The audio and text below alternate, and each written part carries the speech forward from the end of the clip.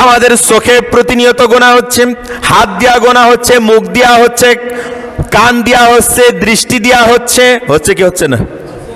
প্রতিনিয়ত গুনাহ হয়ে যাচ্ছে। কিছু সগীরা গুনাহ হচ্ছে, কিছু কবিরা গুনাহ হচ্ছে।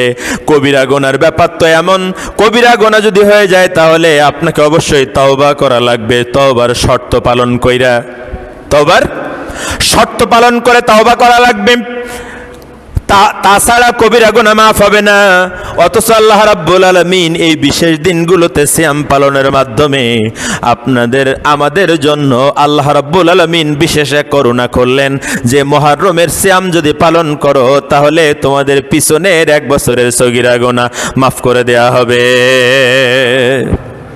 আমার ভাইয়ের, আমার বন্ধুরা, রাসূল যেবার ইন্তেকাল করলেন সেবার কিছু সাহাবায়ে কেরাম এসে বললেন, ইয়া রাসূলুল্লাহ, মনোযোগ আছে আমার দিকে, ইয়া রাসূলুল্লাহ, ইয়া হাবিবাল্লাহ, ইহুদিদের ভিতরে কানাঘুষা শুরু হয়ে গেছে।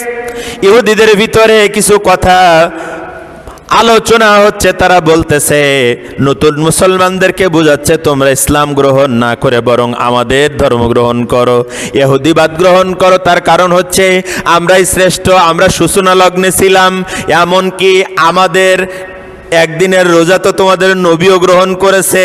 আমাদের মনে হয় আস্তে আস্তে আমাদের বাকিগুলোও তিনি গ্রহণ করবেন। কত মারাত্মক কথা দেখছেন। ইহুদিরা কিন্তু এরকমই, ইহুদিরা সবসময় ব্যাকা পথে চলা লোক। দেখছেন না ইসরায়েল কেমন ব্যাকা পথে চলে? বোঝেন তো এটা, এখন বুঝতেছেন না? ইসরায়েল যে কি বিপদে ছিল ইরানের আক্রমণ নিয়ে। প্রতিদিন পায়ে ধরেছে ট্রাম্পেরা, ট্রাম্প পায়ে ধরেছে রাশিয়ার প্রেসিডেন্ট পুতিনের। পুতিন কোন রকম বুঝবাজ দিয়ে আয়াতুল্লাহ খোমেনিরে থামাইয়া যুদ্ধটা বন্ধ করছে, নাহলে এতক্ষণ ইসরায়েলের বিদায় হয়ে যাইতো। সোশ্যাল মিডিয়ায় এখন যে খবর আসতেছে, কথা ঠিক কি না? ইহুদিরা বলল, মুসলমানেরা আমাদের রোজা গ্রহণ করেছে, অতএব বাকি আরো কিছু গ্রহণ করবে। সাহাবায়ে কেরাম এসে বললেন, ইয়া রাসূলুল্লাহ, ইয়া হাবিবাল্লাহ, ওরা এরকমের একটা প্রোপাগান্ডা চালাইতেছে, এখন আমাদের করণীয় কি? বিশ্ব নবী সাল্লাল্লাহু আলাইহি ওয়াসাল্লাম বললেন, আমি যদি আগামী বছর বেঁচে থাকি তাহলে এই আশুরার 10 তারিখের রোজার সাথে আর একটা বেশি রাখবো, 9 এবং 10 রাখবো। অথবা যদি কেউ 9 আর 10 করতে না পারে, 10-এর সাথে 9 মিলাইতে না পারে, তাহলে তারা যেন 10 আর 11 রোজা রেখে 2টা করে, ইহুদিদের অনুসরণ থেকে একটু ব্যতিক্রম করে। কিন্তু আল্লাহ রাব্বুল আলামিনের ফয়সালা, পরবর্তী বছরের মুহররম আসার আগেই রাব্বুল আলামিন তার হাবিবকে উঠাই নিলেন। এখন উলামায়ে কেরামদের মত হচ্ছে, যেহেতু আল্লাহ রাসূল একটাই পালন করেছেন, অতএব একটা রাখলেই সুন্নত আদায় হয়ে যাবে।